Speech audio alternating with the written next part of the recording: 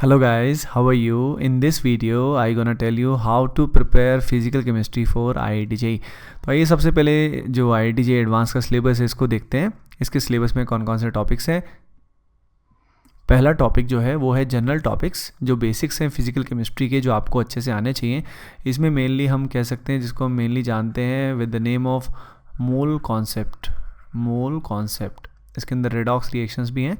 Second topic is gaseous and liquid states, जिसमें mainly important part जो है वो गैसियस स्टेट है। लिक्विड स्टेट से थोड़े क्वेश्चंस कम आते हैं, but gaseous state is more important.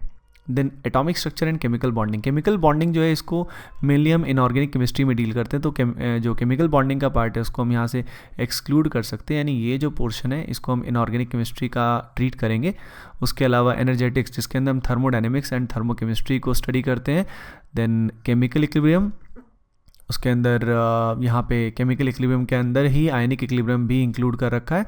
Then electrochemistry जो 12th का बहुत ही इंपॉर्टेंट टॉपिक है। उसके अलावा केमिकल काइनेटिक्स, सॉलिड स्टेट, ये सब हम 12th क्लास में पढ़ते हैं। Solutions as well. Then surface chemistry, और इसके अलावा न्यूक्लियर केमिस्ट्री भी एक बहुत ही एसेंशियल पार्ट है। अब इसमें सबसे इंपॉर्टेंट बात ये है, कुछ टिप्स मैं आपको देने वाला हूँ जिसमें आपको ध्यान देना है। सबसे पहली बात तो ये, do not over focus on mole concept, redox and stoichiometry. Next point is you must solve all the previous year JEE problems after completing a topic. कोई भी टॉपिक कंप्लीट करने के बाद IIT जेई के जो प्रीवियस ईयर के questions हैं वो सॉल्व करना बहुत ज़रूरी है। तभी आपको अंदाज़ा लगेगा कि एग्जैक्टली IIT जेई की रिक्वायरमेंट क्या होगी, और आपको अपना असेसमेंट भी होगा, और उसी की बेसिस पे आप फर्दर प्लान ऑफ एक्शन कर सकते हैं। नेक्स्ट पॉइंट, जब भी आप कोई भी कंसेप्ट पढ़े, try to relate all the concept with the real life if you can.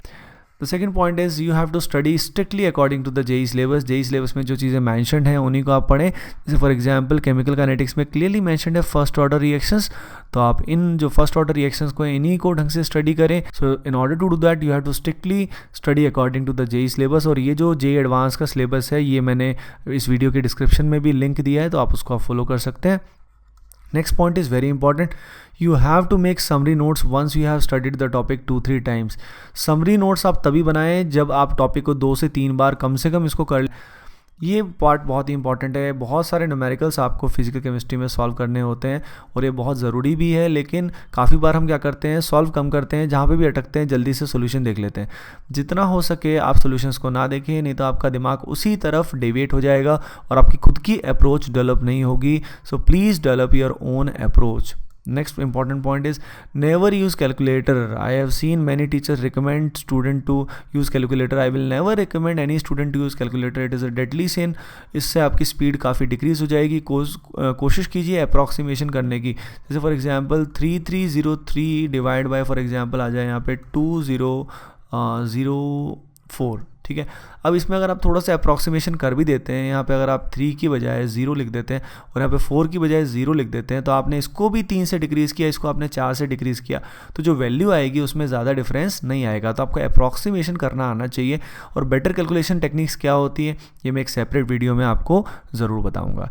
So guys, overall the point is you have to study from the basics. आपको कंसेप्ट को विजुलाइज करना है, रिलेट करना है आपकी रियल लाइफ से, और उसके अलावा प्रीवियस ईयर जेई पेपर्स पे बहुत ज़्यादा फोकस करना है।